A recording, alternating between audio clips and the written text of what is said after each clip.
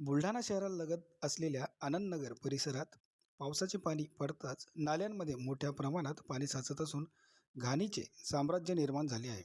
हा परिसर सुंदरखेड ग्रामपंचायतच्या हद्दीत येत असून ग्रामपंचायतच्या दुर्लक्षामुळे नागरिकांना विविध समस्यांना सामोरे जावे लागत असल्याचा आरोप स्थानिक नागरिकांनी केला आहे. नाल्यांमध्ये साचलेल्या पाण्यामुळे दुर्गंधी पसरत असून डासांची उत्पत्ती वाढली आहे. परिणामी नागरिकांच्या आरोग्याचा प्रश्न गंभीर बनत चालला आहे. लहान मुले, ज्येष्ठ नागरिक तसेच महिलांना या परिस्थितीचा मोठा त्रास सहन करावा लागत आहे. पावसाळ्यात परिस्थिती अधिकच बिकट होत असल्याने नागरिकांमध्ये तीव्र नाराजी व्यक्त होत आहे. दरम्यान नागरिकांनी असा आरोप केला आहे की त्यांच्या प्रभागातील सरपंच पदाचे उमेदवार काही मतांनी पराभूत झाल्यापासून ग्रामपंचायतकडून या भागाकडे जाणीवपूर्वक दुर्लक्ष करण्यात येत आहे. मूलभूत सुविधांकडे दुर्लक्ष होत असून नालेसफाई, स्वच्छता व पाण्या निचराच्या कामांमध्येही अनास्था दाखवल्या जात असल्याचे नागरिकांचे म्हणणे आहे. स्थानिकांच्या म्हणण्यानुसार या समस्येकडे वारंवार लक्ष वेधूनही ग्रामपंचायतकडून कोणतीही ठोस कारवाई करण्यात आली नाही.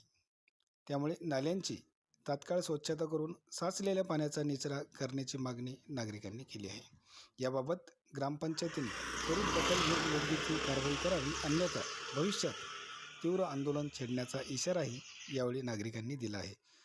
यावेळी आकाश आराख, राजू मोरे, प्रज्ञा मोरे, सोनल आराख, रमा शेळके, शारदा गवई, रेखा गवई, मीराबाई जाधव, भागाबाई गवई, शिवाहिरी मोहिरे, माधुरी नरवडे, मंगला खिल्लारे यांच्यासह परिसरातील नागरिक उपस्थित होते.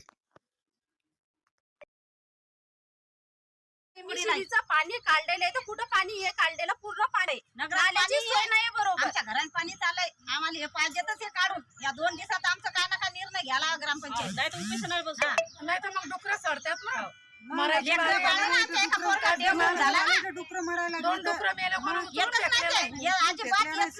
ग्रामपंचायत वाले इकडे येतच नाहीत, नाले पण काढत, नाल्या काढत नाही, काय करत नाही. तुम्ही काय अर्ज वगैरे दिले का? अर्ज नाही दिले आम्ही, दोनदा तीनदा तर दिलाय अर्ज, तरी ते ऐकत नाही. दोनदा तीनदा दिलेत ना अर्ज, दिलेले ते पाणी कुठे गेलेले पाहिली का तुम्ही? ती नाली कशी झालेली आहे? गड्ड्याचे फोटो बी दिलेत. आणि पाणी काढा त्याने या नगरात येऊन पावा आमच्या काय सुविधा आहे का काय नाही. घराने चालू ना, पाणी आहे ना. आता फोटो काढून फोटो काढून घ्या ना, पाणी जाणार कुठे? या मोबाईल मध्ये याची आमच्या पण त्या घरात घाण पाणी गेलंय ना रात्रीचं. कसं बिमार होतील ना. पहिल्याच पावसात जर काही दुर्दशा झाली तर कोणाची राहिलेत?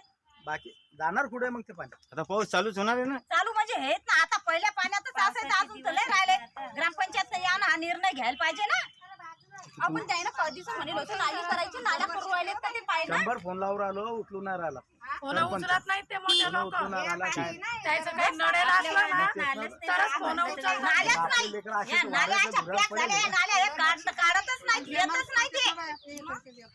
हे गटाच भरली या ग्रामपंचायत वाल्या 4दा जाऊन पण आमचे काम करत नाही. नाही तर आपण उपोषणावर बसतो. सर हे आनंदनगर सुंदरखेड आहे.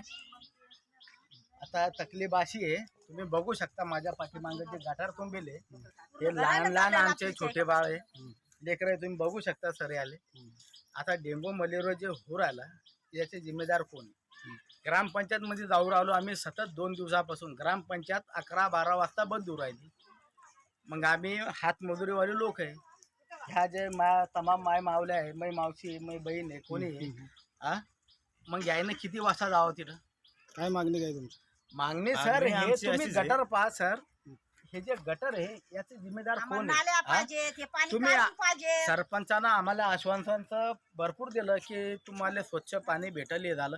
आमच्या वॉर्डामध्ये 18 ते 20 वर्ष झाले सर नळ नाहीये. आम्ही आमच्या बोरच्या माध्यमातून आम्ही स्वतः नागरिकांना आम्ही वर्गणी करतो. पाईप फुटला, काही झालं मावशी बरोबर आहे का? आम्ही आमच्या याच्यातून माध्यमातून आम्ही वर्गणी करून आम्ही हे करतो. तरी बी नळपट्टी, घरपट्टी, टॅक्स वगैरे आम्ही टायमावर देतो. काय मागणी काय तेवढी सांगा.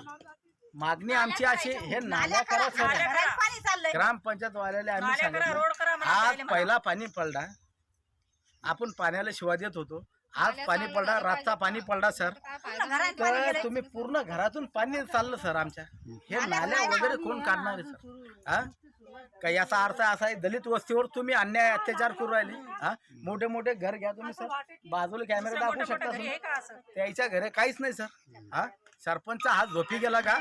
हा आम्ही त्याला मागणीची गुहार लावून राहिलो, ते झोपी गेला का? 100 फोन शंभर फोन करून राहिलो, त्याच्या घरी जाऊन राहिलो. ग्रामपंचायत 12 वाजता सरपंच बाहेर गेले, इकडे गेले, तिकडे गेले. 12 वाजता ग्रामपंचायत कुठं चालले सरपंच? चालले कुठं?